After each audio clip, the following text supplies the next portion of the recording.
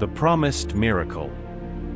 Willow Creek was the kind of town where time seemed to move slowly, a community so small that every face was familiar. That's why the construction of Arcadia Hospital was such a monumental event. Perched atop a hill, its modern and imposing structure stood in stark contrast to everything around it. Its gleaming glass and steel facade reflected a promising future, but also cast a shadow of mystery. The townspeople whispered about the hospital's miraculous treatments. There were rumors of cures for incurable diseases, of rejuvenation that defied logic. Yet, something felt off. No one ever saw the patients after they were admitted. The few who sought help were never seen again, with the hospital claiming that its delicate processes required absolute isolation. For Ethan Bennett, 32, and his wife Lila, 29, Arcadia was their last hope. Lila was suffering from a degenerative disease that consumed her more each day. Her skin was pale, her bones frail, and the vibrant woman Ethan loved could barely leave her bed anymore. After months of appointments, treatments, and broken promises, they had nowhere else to turn.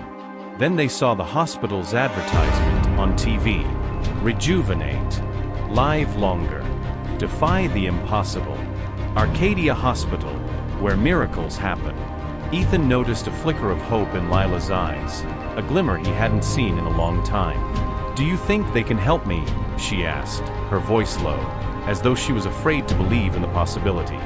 He wanted to say yes, that everything would be fine, but part of him feared raising her hopes again. "Let's try, Lila. We can't give up now," he replied, gripping her hand tightly. On the appointed day, the couple arrived at the hospital. The reception area was immaculate, with gleaming floors and uniformed staff who smiled but appeared robotic. A woman in a white coat approached them. Dr. Evelyn Carter, the hospital's director, was charismatic, with an almost flawless appearance that made her intimidating. "Welcome to Arcadia," she said with a calculated smile. "You're in the right place." Evelyn explained that the hospital used cutting-edge technology, involving cellular regeneration and advanced bioengineering. Lila listened intently, captivated, but Ethan felt uneasy. The technical terms were hard to grasp, and Evelyn's tendency to dodge questions seemed suspicious. Still, hope overcame doubt, and they signed the documents. When the staff escorted Lila inside, Ethan felt a pang of fear. He held her hand one last time, promising to be there when she came out. But as time passed, it seemed she was heading to a place he couldn't follow. In the first few days, Ethan received automated updates. The treatment is progressing as expected. Then, the messages became vaguer. He tried calling Evelyn, but only received generic responses. "Your wife is in excellent hands." With each passing day, his unease grew stronger. One night, while Ethan was walking through the streets of Willow Creek, he overheard a conversation between two locals. "Have you heard about the hospital?" one of them asked. "They say no one ever comes back from there." Those words echoed in Ethan's mind, fueling his growing suspicions. The next day, he tried to visit Lila again but was stopped at the reception. "Visits are prohibited until further notice," the attendant said, not even looking at him. Something was wrong. Ethan knew he needed answers, and that the hospital was hiding far more than it was willing to reveal. Act 2, the deepening mystery. Ethan couldn't sleep. The automated messages had stopped, his calls went unanswered, and every attempt to get information about Lila seemed to hit an invisible wall. He began to question everything. Could something have happened to her? Or worse, was the hospital deliberately hiding the truth? Desperate, Ethan began investigating. His first stop was the local library, where he searched for any news about Arcadia. He found little, just articles about its opening and promotional pieces highlighting its miraculous promises. Nothing addressed the burning questions in his mind. Determined, he turned to the town's residents, asking if anyone else had family members admitted to the hospital. At the small diner in town, Ethan met Karen Moore, a middle-aged woman who seemed willing to talk. "My brother was admitted there 2 months ago," she said, stirring her coffee without enthusiasm. "They said he was improving, but they won't let me visit him." Every time I ask, I get the same response. He needs more time to recover. Do you believe that? Because I don't. Karen's confirmation made Ethan's heart race. He asked if anyone else in town had experienced something similar. Karen shook her head. Some have. But people here are scared to speak up. That hospital is too big, too powerful. Ethan went home more determined than ever. He opened his laptop and started scouring the internet for any negative stories about Arcadia. Buried in a dark forum, he found an anonymous post. It read, "My wife was admitted to Arcadia. They promised a miracle, but I never saw her again. This isn't a hospital. It's a prison." There was something else in the post, a name, Marcus Reed, and a phone number. Marcus was a private investigator with a reputation as dark as it was effective. When Ethan found him in his cluttered office, Marcus seemed skeptical. "Let me guess," Marcus said, lighting a cigarette. "You think your wife was kidnapped by a hospital that promises miracles. I've heard crazier stories, but never trust something that seems too good to be true." Ethan handed over the documents he had from Arcadia, including the contract he'd signed for Lila. Marcus reviewed the papers carefully. "These terms are way too vague," he remarked.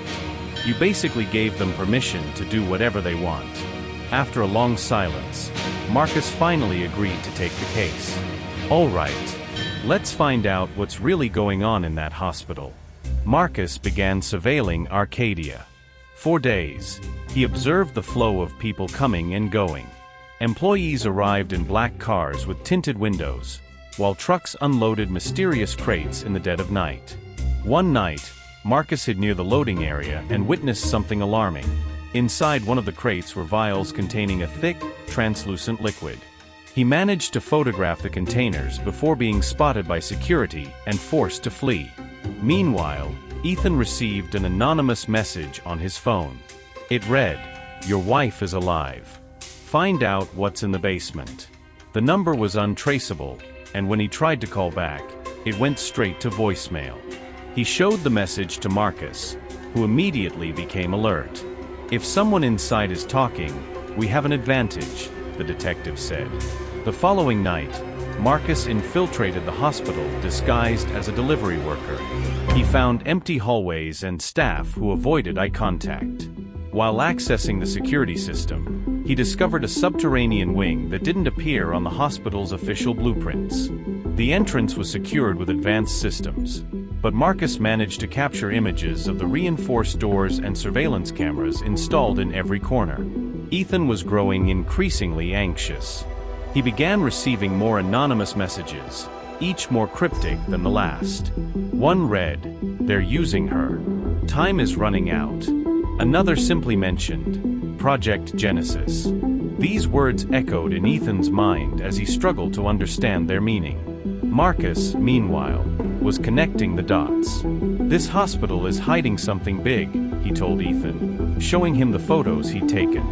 "Those vials, they're not ordinary medication. This is something biological, maybe experimental.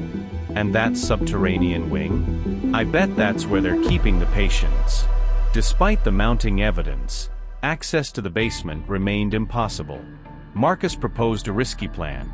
Ethan would re-enter the hospital, using the information they'd gathered to access as much as possible before being detected. "But if you get caught," Marcus warned, "I can't guarantee I'll be able to get you out." Ethan knew he had no choice. He had to uncover the truth. Act 3. Entering the basement. On the appointed night, Ethan was ready to act. With Marcus's guidance, he knew where to enter and how to avoid the hospital's security cameras. His determination was fueled by the image of Lila, fragile and alone, relying on him to save her. Marcus remained outside, monitoring the security systems remotely, ready to guide him at a moment's notice. Ethan slipped in through a side entrance Marcus had identified as the least guarded. The silence of the hospital at night was oppressive. The once modern hallways now exuded an unsettling coldness. Ethan moved cautiously, following Marcus's instructions through the earpiece. "Turn right at the next corridor," Marcus directed.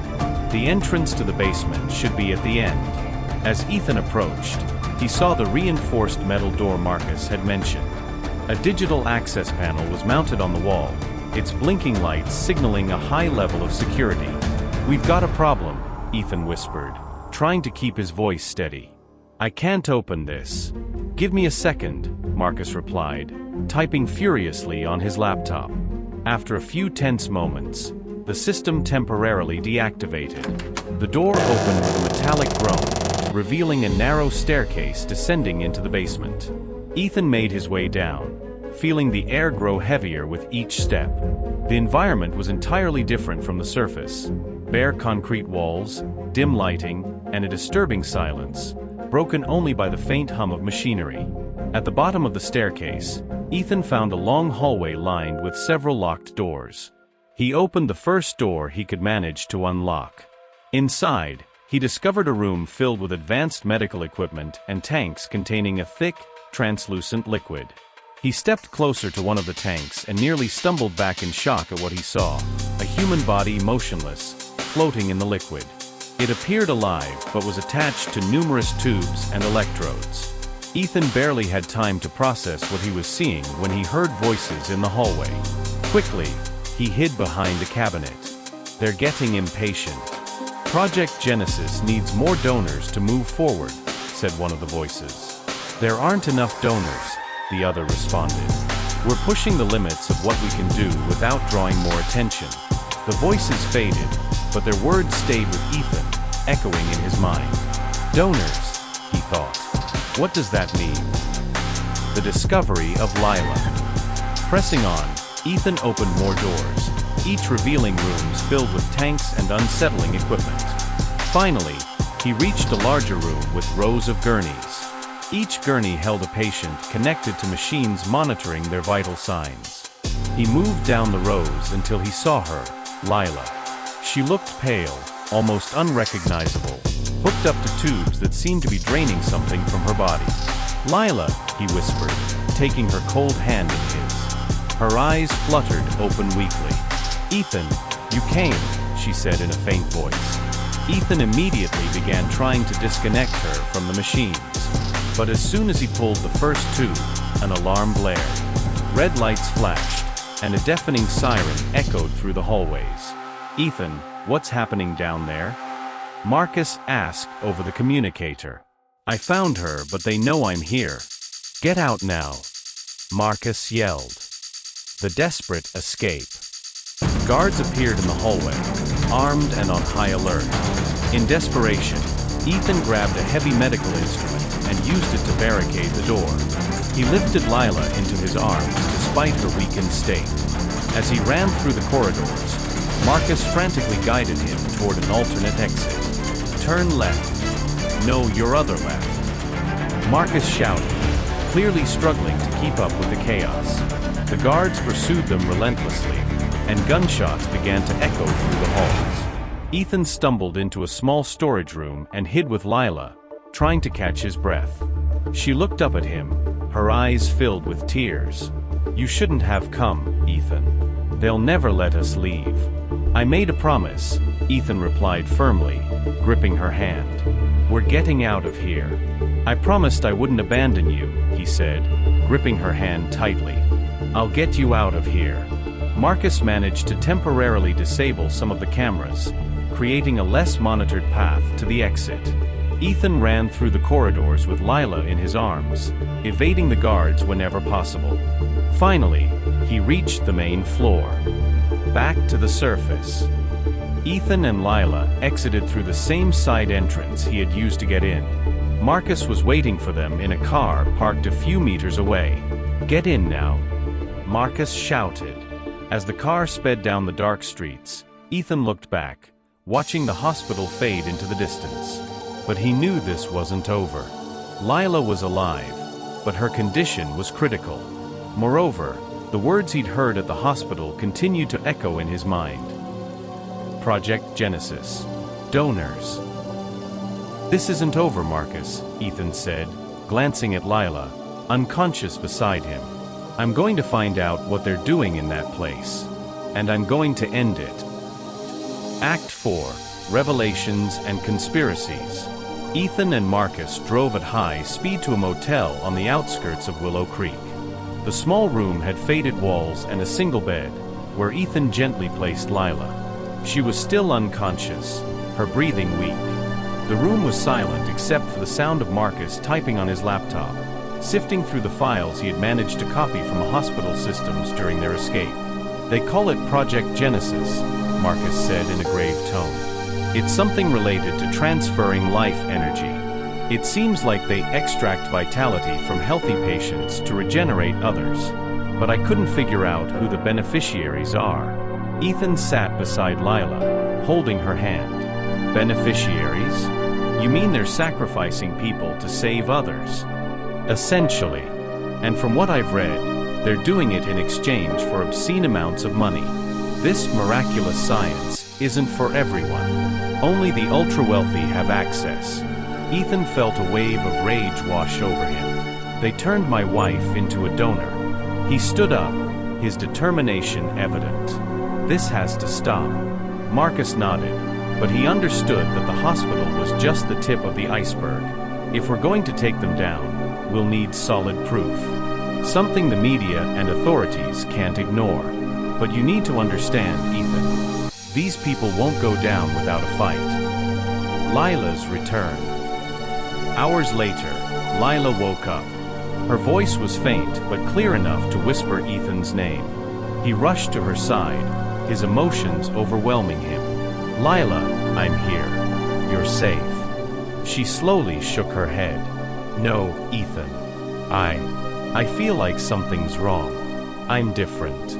Ethan tried to reassure her, but Lila began to describe fragmented memories from her time in the hospital. She remembered being connected to machines, feeling as though something was being drained from her. She also recalled snippets of conversations she overheard while semi-conscious. They were talking about a man. Someone very powerful. They said he was next in line to receive the treatment. I think his name was Drake Whitmore. Marcus immediately recognized the name. Drake Whitmore? The tech mogul? He's one of the richest men in the country. If he's involved, it explains how the hospital has so much protection and resources. Ethan realized this was the connection they needed to expose. If we can prove he's behind this, we can bring everything to light. Dangerous investigation. In the following days, Marcus and Ethan began digging into Drake Whitmore. They discovered he had made multi-million-dollar donations to Arcadia just before the hospital was inaugurated. Additionally, his medical records showed he suffered from a rare degenerative disease, much like Lila's. This is it, Marcus concluded. He's using the hospital to save his own life, sacrificing people like Lila in the process. But as they delved deeper into their investigation, they realized they were being watched. Marcus noticed black cars parked near the motel and received strange phone calls on his cell phone. "They know we're onto them," he warned. "We need to move fast." Ethan insisted on taking a more direct approach. "If Whitmore is the target, let's go to him." Despite the risks, Marcus agreed. They tracked Whitmore to an isolated mansion in a private area, heavily guarded. The following night, Marcus hacked into the mansion's camera system, while Ethan approached through the forest. As they neared the house, they heard voices coming from an illuminated hall. Whitmore's revelation. Inside the hall, Whitmore was gathered with other men and women, all dressed elegantly. A presentation was being conducted by none other than Dr. Evelyn Carter. She displayed charts and images that Ethan instantly recognized. The tanks, the machines, and even patient records, including Lila's. "With Project Genesis, we've achieved the next step in human evolution," Evelyn declared. "Donors allow our degenerating cells to be revitalized, extending our lives by decades." Whitmore stood and began to speak. "The future belongs to those with the resources to shape it. We are not criminals, we are pioneers." Hearing this from the shadows, Ethan felt his blood boil. He wanted to confront them then and there, but Marcus held him back. "Without evidence, you'll just get yourself killed," the detective whispered. A risky decision. Marcus managed to record the entire conversation, capturing Whitmore's confession and Evelyn's detailed explanation of the project's operations. However, before they could leave the property, an alarm was triggered. Guards armed with rifles began searching the area. Ethan and Marcus ran into the forest, trying to escape. In a moment of desperation, Marcus handed Ethan a flash drive containing the recordings. "Go. If they catch me, at least the evidence will be safe." Ethan hesitated but ultimately fled while Marcus stayed behind, creating a distraction. A new threat. Back at the motel, Ethan showed the recordings to Lila, who was horrified by what she heard. "We need to take this to the police," she said. But before they could act, their room was stormed by armed men. Ethan and Lila were captured and taken to an unknown location. Act 5. Captivity and the Final Truth. Ethan and Lila were brought to an unfamiliar facility, eerily similar to the basement of Arcadia Hospital. The cold steel walls reverberated with a distant hum of machinery. Both were shackled to chairs in an interrogation room. Ethan, filled with rage and fear, glanced at Lila, who seemed weaker with every passing moment. The door creaked open, revealing Dr. Evelyn Carter, flanked by 2 armed guards. "Mr. Bennett, you really don't know when to quit," she said, her cold smile unnerving. "All this effort to save a woman who is already destined to die. You have no idea what you're doing." Ethan shouted, "This isn't science. It's murder." Evelyn leaned in closer, her expression calm yet condescending. "You see murder. I see evolution. Your wife was an exceptional donor. Her vital energy has helped extend the lives of people who shape the future. You should be proud." Lila, her voice barely above a whisper, managed to say, "You're playing God. This will end." Evelyn chuckled softly. "You're so predictable. Always thinking you can stop something far greater than yourselves. But I regret to inform you, no one will believe your accusations without proof." At that moment, Ethan realized Evelyn was unaware of the flash drive Marcus had given him. He kept the information to himself, resolved to use it at the right time. An unexpected turn. Ethan and Lila were moved to another part of the facility and separated. Ethan was placed in a cell, while Lila was taken to a room filled with medical equipment. He could hear her muffled screams, and his anger grew. Meanwhile, one of the guards approached him. "You should have stayed out of this," the man said. But there was something strange about his tone. The guard discreetly slipped a small key to Ethan, along with a note that read, "Run while you can. You're not alone." Using the key, Ethan unlocked his restraints and escaped the cell. Moving silently through the hallways, he relied on his memory of the maps Marcus had collected to find Lila. Along the way, he passed rooms filled with more tanks and patients hooked up to machines. Some were conscious, while others appeared too weak to react. Ethan eventually found Lila in a surgical room. She was once again connected to the machines, with Dr. Carter overseeing the process. Without hesitation, Ethan attacked one of the guards with a blunt object he'd found earlier, creating chaos as he shut down the equipment. Lila collapsed into his arms, weak but alive. The great escape. As alarms blared throughout the facility, Ethan carried Lila through the corridors, trying to avoid the guards. He knew he couldn't fight them all, but he had to get out before it was too late. During their escape, Ethan stumbled upon a communications room. He seized the opportunity to plug the flash drive into the main system. The recordings Marcus had made began broadcasting to various local networks, exposing Evelyn and Whitmore's confessions. "You'll never get out of here alive," Evelyn shouted, appearing with a gun aimed directly at Ethan. He stared her down, unwavering. "Maybe not, but the world already knows what you've done. It's over for you." Before Evelyn could fire, one of the tanks in the lab exploded, triggered by the short circuit Ethan caused when he connected the flash drive. The facility began collapsing, forcing Evelyn and her guards to flee while Ethan used the chaos to escape with Lila. The revelation to the world. Ethan managed to get out of the facility in time, carrying Lila to safety. They were rescued by a team of journalists who had already been investigating Arcadia's activities after the recordings were broadcast. The evidence exposed the dark schemes behind the hospital and implicated Drake Whitmore, who was swiftly detained by authorities. However, the cost was steep. Marcus was nowhere to be found, and Lila remained in critical condition due to the damage caused by the experiments. "You did it, Ethan," she said weakly. "Now they can't do this to anyone else. No matter what happens, I promise I'll save you," he replied, holding her hand tightly. Final confrontation. Despite Arcadia's exposure and Whitmore's arrest, Ethan knew the fight was far from over. Documents recovered from the facility mentioned other bases and ongoing experiments. He realized that the hospital was just one piece of a much larger operation. In the small hospital room where Lila was being treated, Ethan reflected on the recordings and documents they had uncovered. Marcus remained missing, but the detective had left behind instructions before disappearing. As Ethan reviewed the clues, he noticed something he had overlooked: geographic coordinates hidden in one of the reports. "They have another facility," he told Lila, who, though weak, insisted on being involved. "You can't do this alone," she replied, her voice barely above a whisper. "I don't have a choice. If this continues, more people will suffer like you did. I can't let that happen." Discovering the true center. The coordinates pointed to a remote facility in a mountainous area.